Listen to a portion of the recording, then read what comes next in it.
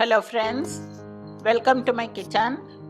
இன்றைக்கி இந்த தீபாவளி ஸ்வீட்டில் ரவா லட்டு எப்படி பண்ணுறதுன்னு பார்ப்போம்.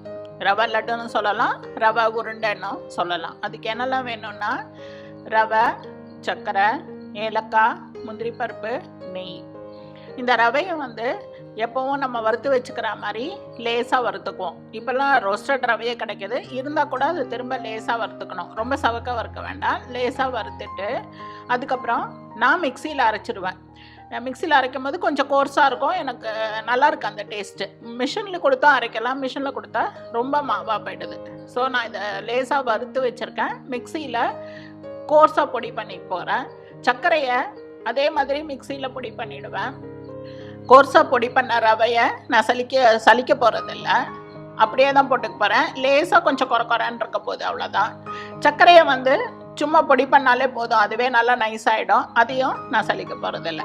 இப்போது என்ன அளவில் போட்டுக்கலான்னு பார்க்கலாம் வாங்க. இப்போது வறுத்த ரவையை பொடி பண்ணிட்டு வந்திருக்கேன் பாருங்கள். கொஞ்சம் கோர்ஸாக தான் இருக்குது. ஆக்சுவலாக நீங்கள் ஒரு கோலம் போட்டாலே அதில் கோலம் போடலாம், அந்த அளவுக்கு கோர்ஸாக இருக்குது, ரொம்ப நைஸாலாம் இல்லை. இதை நான் சலிக்கவும் இல்லை. அதே மாதிரி சர்க்கரையும் நல்லா பொடி பண்ணிட்டு வந்திருக்கேன். இந்த சலிக்கணுங்கிற அவசியமே இல்லை, நல்லா நைஸாக மாவாயிருச்சு அது. இப்போது ரவை பொடி பண்ண ரவை 1 கப்புனா சர்க்கரை பொடி பண்ண சர்க்கரையும் 1 கப் போட்டுக்கணும். நான் இதில் 3/4 கப் போட்டுக்க போகிறேன். இதில் 3/4 கப் போட்டுக்க போகிறேன். ரவையை பொடி பண்ண ரவை 3/4 கப் போட்டுக்க போகிறேன்.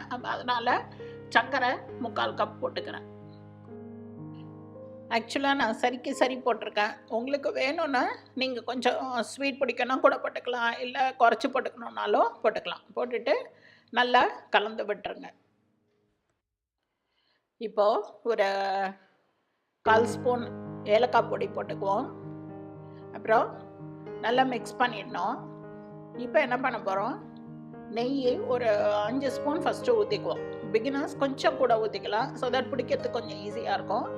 அதுக்கு முன்னாடி முதல்ல முந்திரி பருப்பை வறுத்து வச்சுக்குவோம். முந்திரி பருப்பை நல்ல சின்ன பீசஸாக கட் பண்ணிவிடுங்க, ஸோ தட் உங்களுக்கு பிடிக்கிறதுக்கு கொஞ்சம் ஈஸியாக இருக்கும். ஸோ இது 2 பண்ணுறதுக்கு முன்னாடி என் சேனலுக்கு ஃபஸ்ட் டைம் வந்திருக்கிறவங்க, சப்ஸ்கிரைப் பண்ணாதவங்க கொஞ்சம் ப்ளீஸ் சப்ஸ்கிரைப் பண்ணிவிடுங்க. இந்த ரவா உருண்டை இல்லை rava laddu as you call பிடிக்காதவங்க இருக்க மாட்டீங்க. ஸோ அந்த ஒரு தம்ஸ் அப்பும் கொடுத்துருங்களேன் எனக்கு. பேனில் ஒரு ஸ்பூன் நெய் ஊற்றி நல்லா சூடாகட்டும். சூடானதும் இந்த கட் பண்ணி வச்சுருக்கோம்ல முந்திரி பருப்பு, அதை முதல்ல வறுத்துக்குவோம்.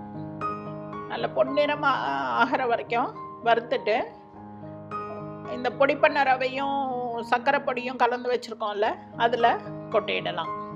முதல்ல அதை கொட்டிட்டு அதை நல்லா மிக்ஸ் பண்ணிக்குவோம்.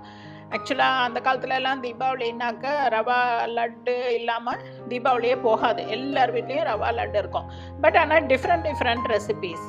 இந்த ரெசிபிக்கு உங்களுக்கு ஷெல்ஃப் லைஃப் ரொம்ப ஜாஸ்தி. ஸோ தட் நீங்கள் ஒரு 10 to 15 days கூட வச்சுருந்து சாப்பிட்லாம். ஸோ இப்போ பார்த்தீங்கன்னா நல்லா பொன்னிறமாக ஆயிடுச்சு. இதை இந்த மாவில் கலந்து வச்சுருக்கிற மாவில் கொட்டிடுவோம். கேமராவை இந்த பக்கம் கொஞ்சம் திருப்புங்க. இது இப்போது இந்த பேனில் ஒரு 4 ஸ்பூன் நெய் ஊற்றிக்குவோம். இந்த நெய் கொஞ்சம் சூடாகணும், நல்ல சூடாக இருக்கணும். பட் ஆனால் தீய விட்டுறாதீங்க, தீய விட்டுறக்கூடாது. ஏன்னா அப்புறம் ரவை உருண்டை ஒரே காந்தல் வாசனை அடிக்கும். ஸோ இது கொஞ்சம் சூடானதும், ஓரளவுக்கு சூடானதும் இதை அந்த முந்திரி பருப்பு வறுத்து போட்டிருக்கோம்ல அந்த மாவுலையே இதையும் ஊற்றி நல்லா சின்ன உருண்டையாக பிடிச்சிக்கலாம். ஆக்சுவலாக நான் இதை மாதிரி ஓட்ஸ் லட்டு கூட பண்ணியிருக்கேன், அந்த வீடியோவும் போட்டிருக்கேன். அதை நான் டிஸ்கிரிப்ஷன் பாக்ஸில் அந்த லிங்க்கை கொடுக்குறேன், பாருங்கள். எனக்கு ஓட்ஸ் சொல்லும்போது ஃப்ரெண்டு மிஸ்ஸஸ் சித்ரா சுந்தர் ஞாபகத்துக்கு வராங்க. அவங்களோட பிளாக் வச்சுருக்காங்க, ஃபுல்லாக கம்ப்ளீட்டாக நிறைய ரெசிபீஸ், ஏகப்பட்ட ரெசிபீஸ் இருக்கும். ரொம்பவே நல்லா ஈஸியாக இருக்கும் எல்லா ரெசிபீஸும். She is a versatile blogger. But அவங்க இன்னும் யூடியூப் ஆரம்பிக்கலன்னு தெரியல.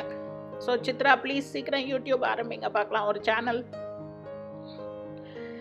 இப்போ இந்த மாதிரி கொட்டின உடனே கையை வச்சிடக்கூடாது நம்ம, ஏன்னா ரொம்ப பயங்கர சூடாக இருக்கும். ஸோ ஸ்பூனால் நல்லா கலந்து விட்டுக்குவோம்.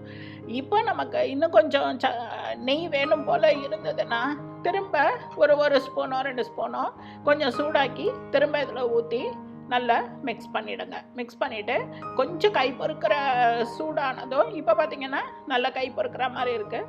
இப்போ நம்ம பிடிக்க ஆரம்பிச்சிடலாம் ரவா உருண்டையை. ஓஹோ, எனக்கே நெய் பத்தாத மாதிரி இருக்கே.